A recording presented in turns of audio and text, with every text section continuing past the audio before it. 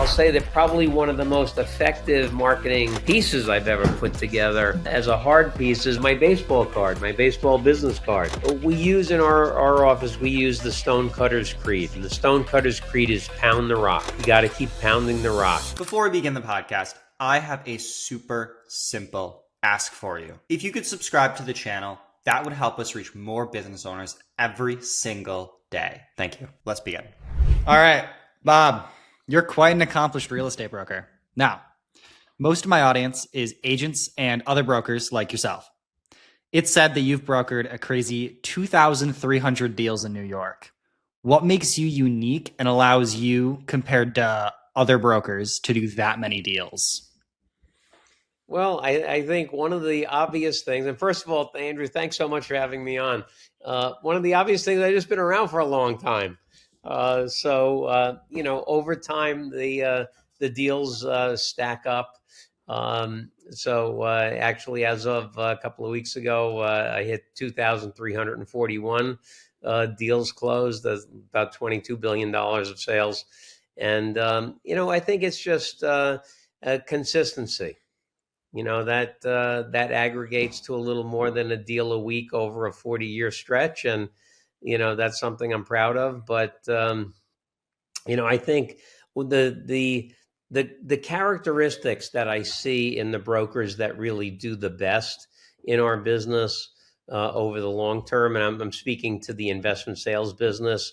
Other types of brokerage, I think, are very different. The mortgage brokerage business, equity brokerage, leasing office space, leasing stores, all great businesses, but these applications may be different in those specialties as opposed to investment sales. But in investment sales, the three characteristics that I see consistently in top performers are, number one, they're a true expert at something. They pick a narrow niche in the market and they become a true expert in that niche. That niche is small enough that they can know everything about it, but large enough they can make a good living. Number two, they absolutely love the business. They have passion for it. And that passion is really important because no matter how good you are, you're going to have tough times. And the love of the business, the passion for the business will get you through those tough times, and you'll be around for the better times, which will inevitably return. And then the third thing is discipline. A lot of what makes a broker successful are activities that are not necessarily glamorous or fun to do. Making prospect calls and sending out email blasts and sending out texts and sending out hard mail, which is a very underrated market presence thing. But networking and creating campaigns and creating content for social media and being active on social media, all of these things are required, and you have to do them over and over and over again. And the folks who can use discipline well, and I always say use discipline as opposed to have discipline, because we all have access to the same amount of discipline. It's just we choose to use it in different ways. And, I love the quote from Abraham Lincoln, who said that discipline is choosing between what you want most and what you want now. And so often you have to be disciplined and keep doing those sometimes very mundane things, but do it day after day, week after week, month after month, year after year to achieve your objectives. So those are the three things I see. It's expertise, passion, and being able to use discipline well. And I think if you have those three things, then there's chances are very, very high that you're going to do very well in this business. I think it's really, really hard, though, for a lot of people to be willing to wait year after year and see very minimal return until it just all comes. Like, it's really, really hard for people to see that. And like, I'm 2 years into this, and I definitely struggle with that in the sense of like, when is everything going to finally hit the fan running and get this going? And it's you know what we say. I'm sorry for interrupting, but you bring up a great point. And we use in our office, we use the Stonecutter's Creed, and the Stonecutter's Creed is pound the rock. You got to keep pounding the rock. And the illustration is a stonecutter comes into the shop in the morning, sits in front of a big block of stone, and whacks the heck out of the thing and whacks it, hits it 99 times, and nothing has happened. And the 100th blow, that rock splits in half. And folks who are looking at that, who don't really understand it, say, oh, well, that 100th one must have been different somehow. It must have been harder, or it was at a different angle, or used a different mallet. Something was different about that. But the stonecutter knows that the 99 blows that came before the 100th were the things that made the 100th one work.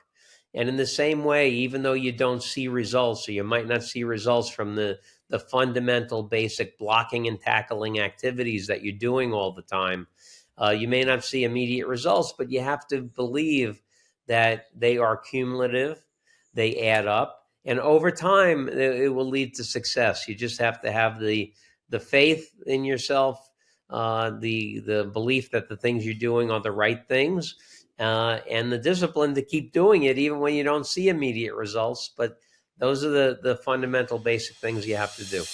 Real estate agents, are you struggling to capture leads? If you're struggling to capture leads through your website, we can help. We've created a step-by-step guide on how to use our lead capture engine. It's the system we've used on all of our real estate websites to capture sellers, including Cade Covey, who earned an extra $80,000 in just 3 months by working with us. Are you ready to set up your lead capture engine? Visit dmrmedia.org/#gift to learn more about how we can get warm leads like a pro. Yeah, I think a lot of smaller real estate brokers and real estate agents, like that's a really key part of it, because a lot of times, especially in real estate, especially if you're in commercial, even to get a deal from the time you first make contact to the time you close is so vast, you're going to be waiting like a year or two. And so you have to keep hitting that stone. Yeah, we always told brokers who came on, for 26 years, I owned and ran a business with Paul Massey NaCl Realty Services. And we'd always tell new people coming in, look, you're not going to make money for a year. Can you survive? Do you have the ability to survive for a year without making money? And if you don't, it's a very, very challenging business, because the deal cycle, it's not like renting in apartments. If you get into apartment rentals, you can make money in 2 weeks. In investment sales, it's probably a year before you start to make money. You have to be able to make it that long. Yeah. It's the same thing for SEO, so search engine optimization, because a lot of, especially on the web, is you need to build a good presence before you start ranking. And so especially people that are in like rentals or that short-term style, it's really hard for them to go, am I willing to wait a year to start really getting this influx of leads? Right. So that's really, really difficult. I also wanted to ask you about, you have a quote, servant leadership management style. Talk to me about that. Yeah, well, that's in the 70s, Robert Greenleaf came up with this theory on management and servant leadership, and I'm fascinated by it. Everybody talks about it. Very few people actually do it. Paul and I actually did it. And it revolves around a couple of basic fundamental principles. One is you have to give people feedback constantly. And positive feedback has been proven to be 7 times more effective than negative feedback. Sometimes you have to give negative feedback, but it's very important to give positive feedback. And so we had a couple of different things that revolved around this. So, giving feedback was one, investing very, very heavily in training. We had initial success training, continued success training, 250-page training manual, continuing training classes every week for all of our folks. And what does that do? Well, it helps educate them, but it also shows, hey, these guys really care about me. They want me to do better. And we wanted everybody in our company to do better than we did. We wanted them to excel. We wanted them to believe in themselves and believe that they could do better than their best.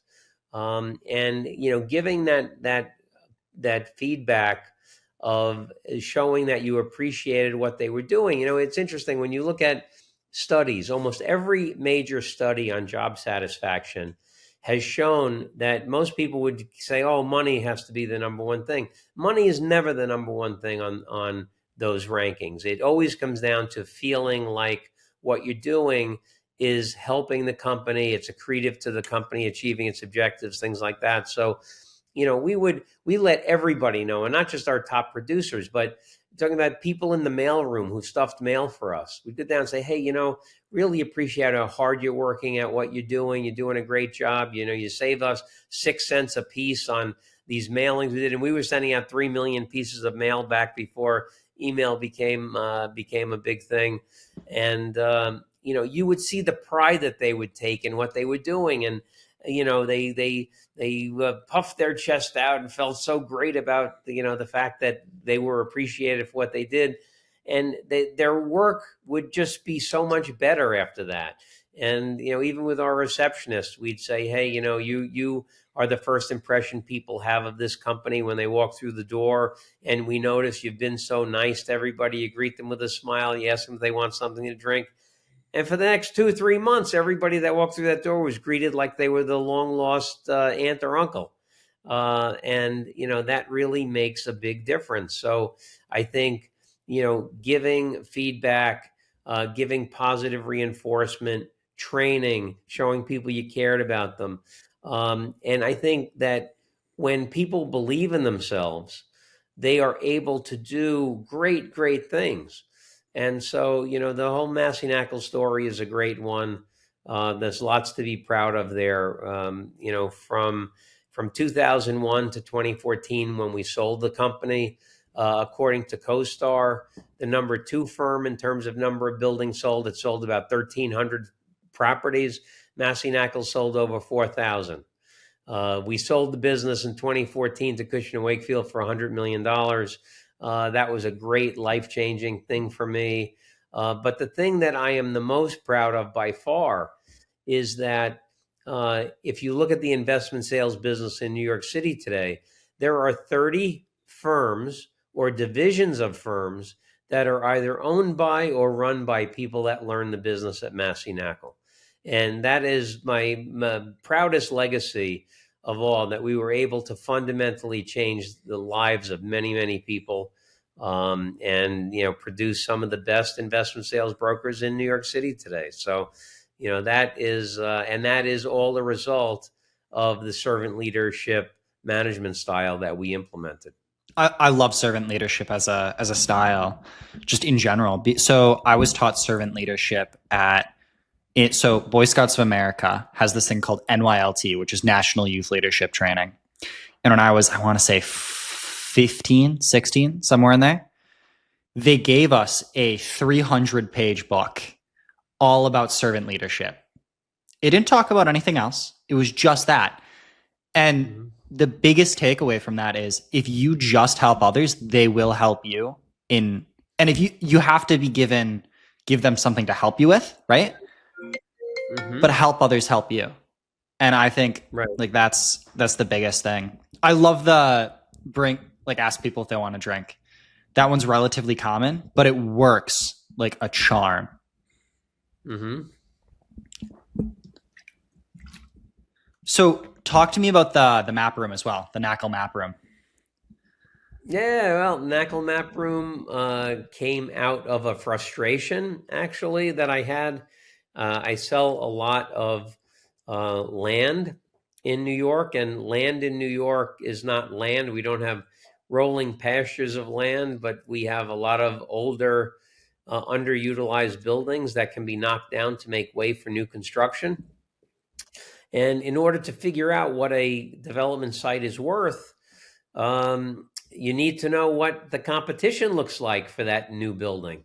You need to know what the development pipeline looks like. And remarkably, in New York, for such a large, sophisticated market, very, very little is published on what that supply pipeline looks like. The most robust data set that exists actually is on the condo market.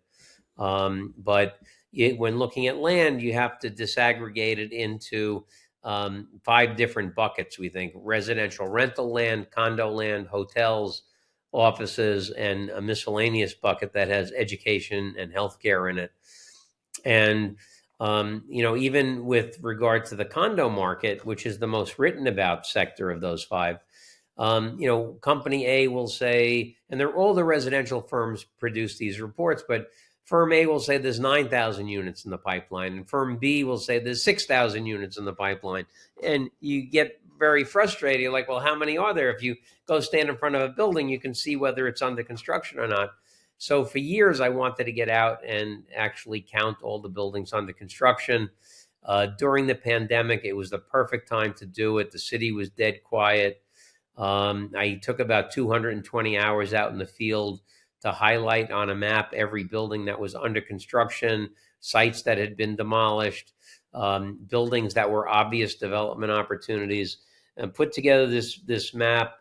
Started taping pieces of the map together, ended up with a map that's 24 feet long, 10 feet wide. We have the supply pipeline nailed down to the square inch, because since we did the field work, came back, did thousands of hours of research. Since then, I've been tracking every demo permit, construction permit, foundation permit that the city issues. So we have that all under our thumb, and a very accurate pipeline of what is going on, what's coming online. We also layered on comparable sales, so we know what the sales prices are per buildable square foot. New York is an as of right jurisdiction, so every single property has an entitlement as of right. So you break down value onto a price per buildable square foot, and we have that study. We're coming out with the NaCl Land Index in a few weeks, which will have data on development site sales in Manhattan, south of 96th Street on the east side, south of 110 on the west side, going all the way back to 1984. Unbelievable data set, 2,417 sale transactions that we've analyzed over the past 3 years. And so, if you follow me on social media, I'm a big believer in proprietary data. Well, this data set is by far and away the best land sale database that exists in New York City, and very excited to be rolling it out. I'm very excited about how helpful this is going to be for our clients. Everything we do is about getting a better result for the client, and the NaCl Map Room and the NaCl Land Index and all these things we're doing are tremendously accretive to helping our clients achieve the best results possible. Real estate agents, are you tired of chasing leads? If you're struggling to find quality sellers or feel like marketing takes up too much time, DMR Media can help. We specialize in getting real estate agents high quality leads, ready to buy leads through SEO and pay per lead approach. That means basically no upfront cost and zero risk. You pay when we deliver results. Imagine a steady flow of clients finding you on Google while you focus on closing deals. We've done it for agents like Cade Covey, who earned an extra $80,000 in just 3 months with our system. Take back your time and get results. Visit dmrmedia.org to learn more about how we can make your marketing work for you. I love that. Are you going to make it public? Well, the results, yes. The granular information will not be made public, but certainly the conclusions of everything will be. Okay, I like that. Because I was curious if it was going to be almost like how they regulate the MLS type thing. Like if you could buy into it, if that makes sense. Yep. No, they're not selling subscriptions or anything like that. It's a data set that will be used by everyone at our company to help clients get the best results possible. I really like that. I'm curious. So I was talking to Brian as well about the MLS. If I'm correct, commercial doesn't really use the MLS in New York. Is that correct? Yeah, we don't really have an MLS. There are several residential systems that people use.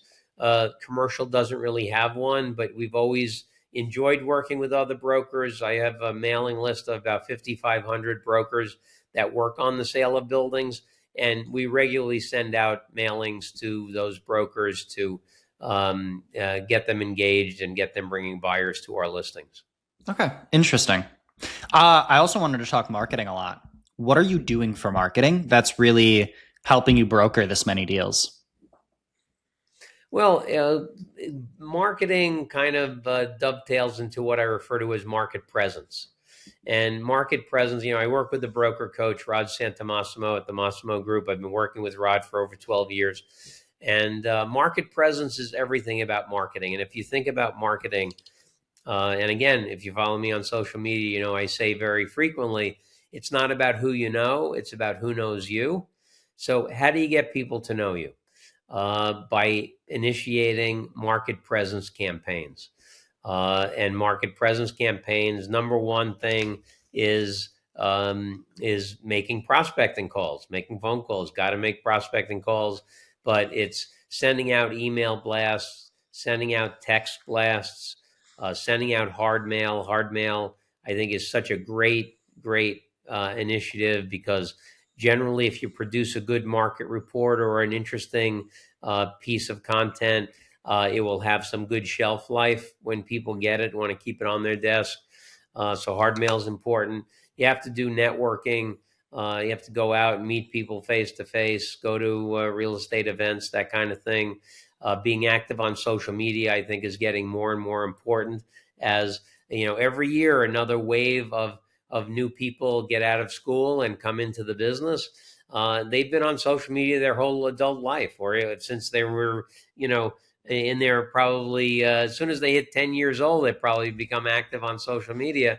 More and more people are going to be relying on that as a medium. And so, I think that's important, but you want to be top of mind with people.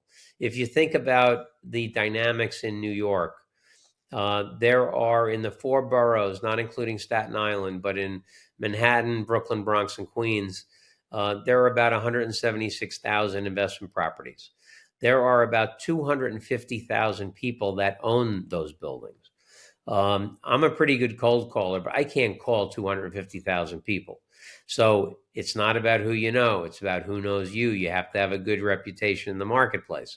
And you want to be, you also, if you look at the arena of buildings and how frequently people are likely to transact, interestingly, using Manhattan as a microcosm, south of 96th Street, it's 27,649 buildings. The average turnover rate of that stock over 40 years has been 2.6%. What does that tell you? That tells you that at any one time, there's not a lot of property on the market. Also tells you when somebody buys a property in Manhattan, on average, they own it for 40 years before they sell it. So with that as the odds, knowing that someone will transact on a building once every 40 years, and there are 250,000 people that are owners of these buildings, you need to be out there in a very big way.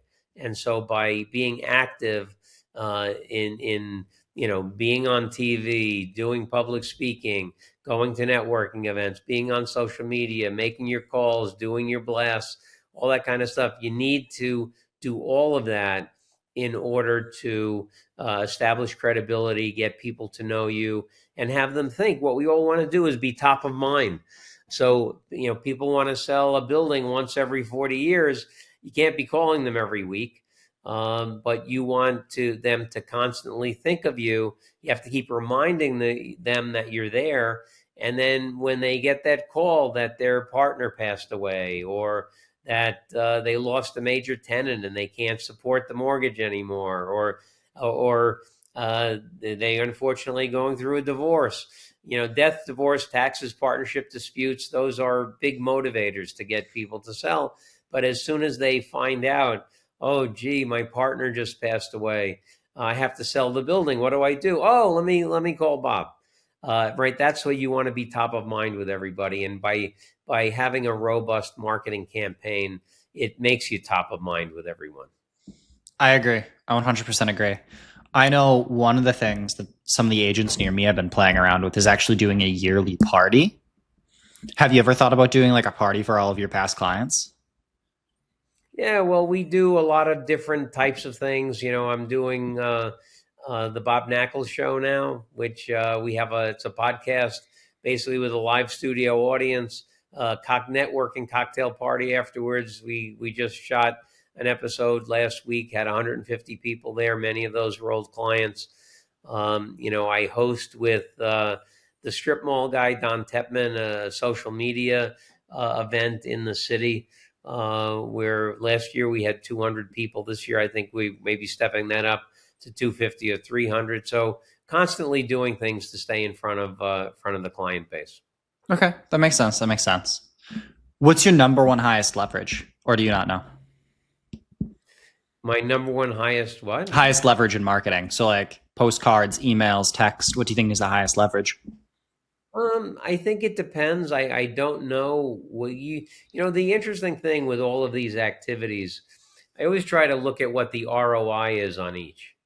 ROI being return on involvement. If I'm going to give a speech somewhere, what's the likely return on involvement? If I'm going to send out a certain type of mailing, what's the best return on involvement? And the answer is, I really don't know. I know that if you look at the whole mosaic of everything works for me. Being in the press, being quoted, public speaking, giving speeches, doing the mailings, doing all of the marketing initiatives that we do, together they work. I can't say, very rarely does somebody call you up and say, hey, Bob, I saw you speak at this event 2 years ago and I want to sell my building. And, you don't know, but they call you. I'll say that probably one of the most effective marketing pieces I've ever put together as a hard piece is my baseball card, my baseball business card, which this is a knockoff of the 1972 Topps baseball card.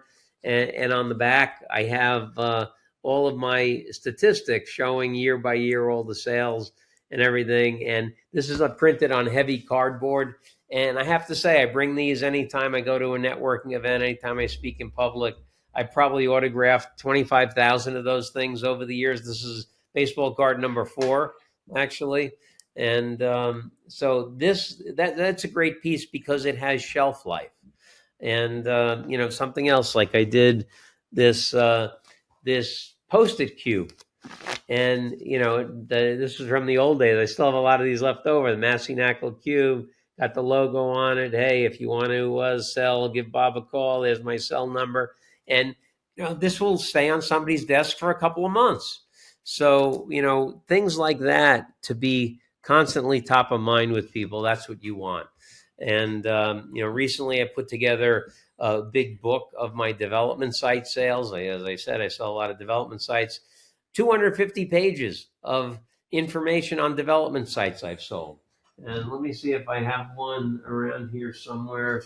I'm in my home office. I don't have all my stuff, but in this book, you can actually go to bobnakal.com. That's Bob, KNAKAL.com.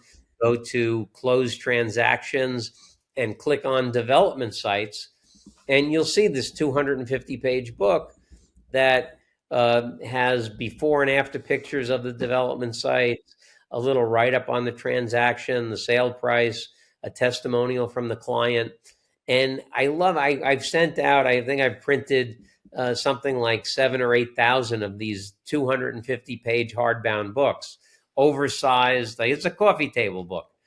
And I go into clients' offices, and my book is sitting on the coffee table in their reception area. And I'm like, it's so great to see it there, but I can just wonder what it's like when other brokers show up and they're waiting for a meeting and they see the Bob Knakal development site sales book sitting on the cocktail table. So, things like that are sticky and are going to last, and a constant reminder that you're there, you can help them, and if they want to transact, to give you a call. I love that. I don't know. I know one of the ones that I've seen in residential a little bit, or at least I've been trying to get one of the brokers to do. So the franchise next home priority, You know how they have their little dog logo? No, I'm not familiar with them. Okay, so Next Home Priority, I think they're a Midwest brokerage primarily, but it's essentially an orange little dog. And I was like, hey guys, you know what we can do? We can make like a color changing dog that just says like Next Home and then your website on it. And it's a keychain. So every time you think of your house, you think of the orange dog. And when you think of the orange dog, you think of Next Home Priority. So it's a really, really tight knit, essentially, tool like that. I do really like the baseball card as well. I think that one's really sticky. I'm not going to forget that one. Yeah. So I also wanted to ask you, you're like right now, you're essentially just brokering. Are you doing a lot of sales yourself now, or are you more mentoring people? Oh no, I have always been a salesman, will always be a salesman. I am in the trenches making prospecting calls every week. My goal is to make 100 prospecting calls, and we're filming Friday afternoon. It's after 5 o'clock. This is my tech stack. These are the calls that I made this week, and my connections. The green are leads, orange are things I have to follow up on. And just before we got on, finished number 100 for the week. So that's the most important thing I can do is get on the phone, generate leads. I have a great team of folks with me at BKREA, my new company, and we're off to a flying start. So very, very happy about what we're doing. But I like nothing more than selling buildings. I absolutely love it, and I'm an active broker, and I have a great COO, Seth Samowitz, who runs the business, and I'm selling. You are on the ball. What are you doing for cold calling?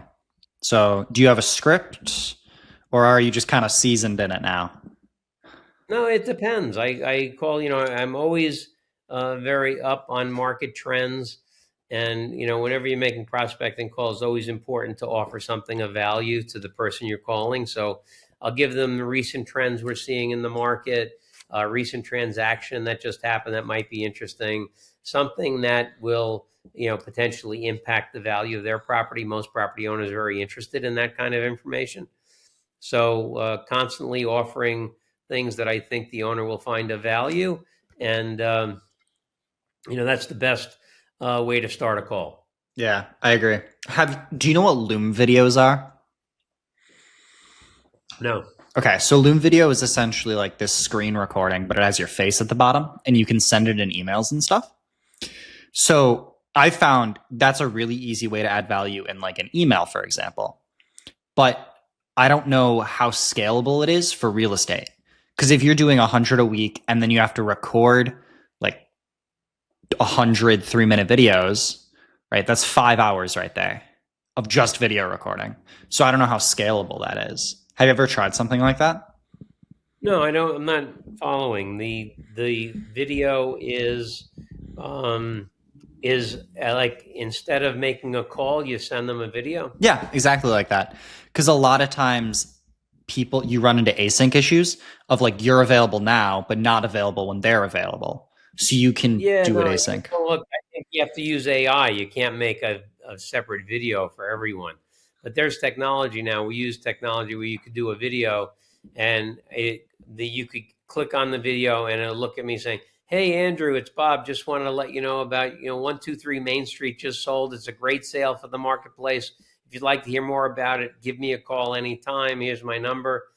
And the same exact video goes to Fred, and it says, "Hey, Fred, how you doing? I want to tell you about 123 Main Street." Same one goes to Sally. It says, "Hey, Sally, how you doing?" And it looks like I'm saying the name, but it's the same video. That's the power of AI today. Are you using AI a lot to In a prospect? big way, using it in 3 ways: using it for prospecting, using it for deal execution, and using it for data interpretation. And AI is extraordinarily powerful, and I think is going to change the way everything is done in our world. I agree. I think AI is going to be a really interesting thing. So I was studying data analytics in school for a while. And one of the big things with AI is it's essentially just taking the average of the next word and finding the most probable, and it just keeps going down the line. Mhm. And so the problem that you run into is if you're not hyper specific with it, you get average results. And so the next thing is going to be learning how to prompt the AI. At least that's my guess. Have you been like, give me a specific on how you're using AI to manage data? Like, Well, I will let you know. Number one, Seth is an AI guru, and that's why I hired him. I'm the least technologically savvy person you'll ever meet, but big fan of Dr. Benjamin Hardy and Dan Sullivan's book series. And one of the books is Who Not How, and the main thesis there is, hey, when you say this is a great idea, how am I going to do this?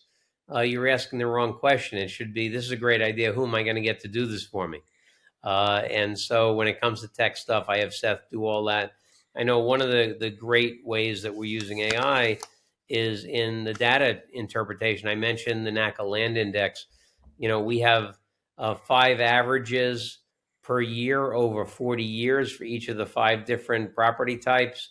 We're having AI models go in and measure the change in those numbers, look at a bunch of both property specific metrics as well as macroeconomic metrics to figure out what metric or basket of metrics is likely to foreshadow a change in direction of the market or the magnitude of change of the market. And AI can do millions of calculations a second, so we're expecting some really great things to come out of that based on the integrity of the data that we have. I love that. I'll tell you what, I don't have anything else for you. So where do you want to send people? If anybody wants to interact with me, feel free to email me at bk@bkrea, or you can go to bobknakal.com or bkrea.com, or follow me on social media and DM me on every major platform. And always happy to hear from folks and answer questions. There you are.